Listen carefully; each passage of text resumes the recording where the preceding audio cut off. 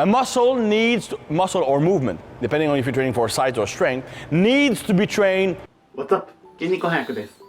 さあ今日はみんなに当てはまるトレーニング分割の考え方見ていきましょう。トレーニングをしていくとどの部位をどんな頻度で分けていくのか悩む時期が来ると思います。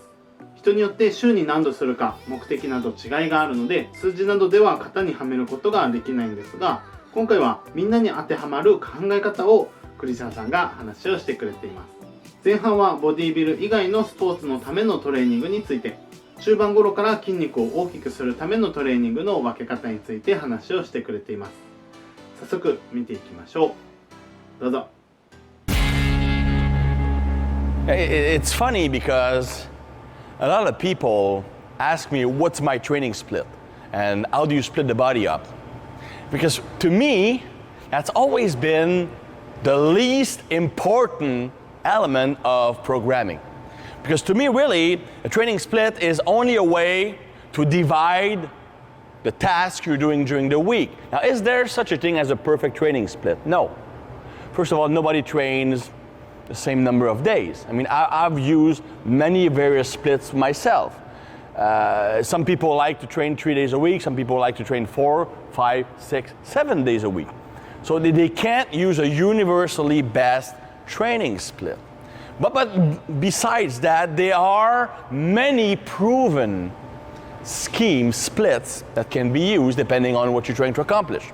Now, there are some rules.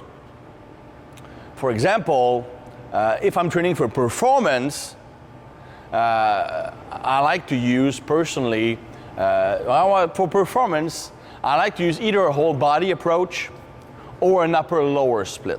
To me, for performance, these two approaches are the best ones. They allow the right ratio between frequency, rest, and volume. I would think that beginners might do better with a whole body split, whereas more advanced athletes would use an upper-lower split.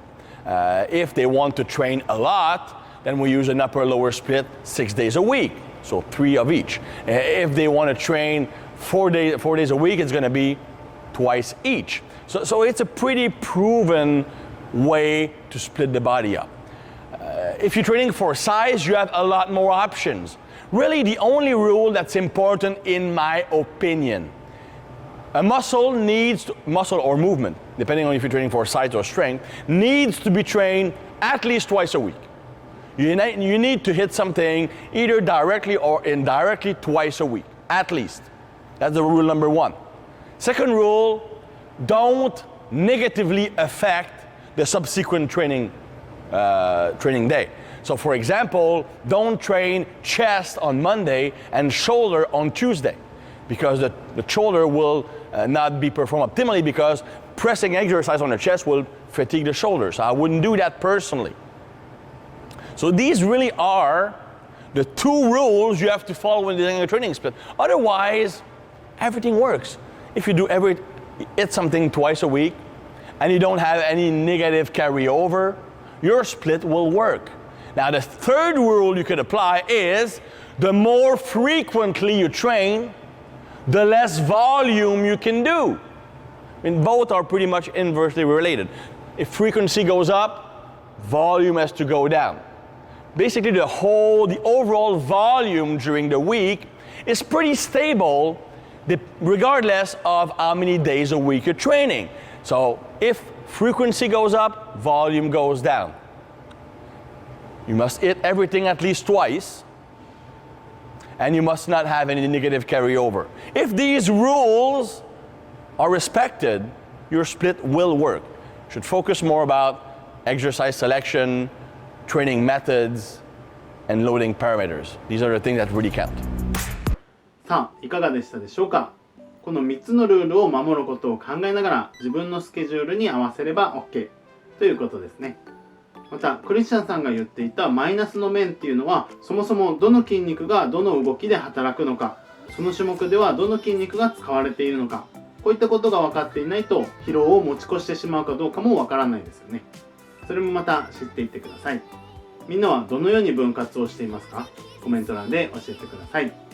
僕は最近は背中、胸、足、肩、腕この順番で行っています。最後まで見ていただいてありがとうございます。感想や動画のリクエスト、チャンネル登録お待ちしてます。ではまた。I won't look back when you're around. I won't think twice when you're gone.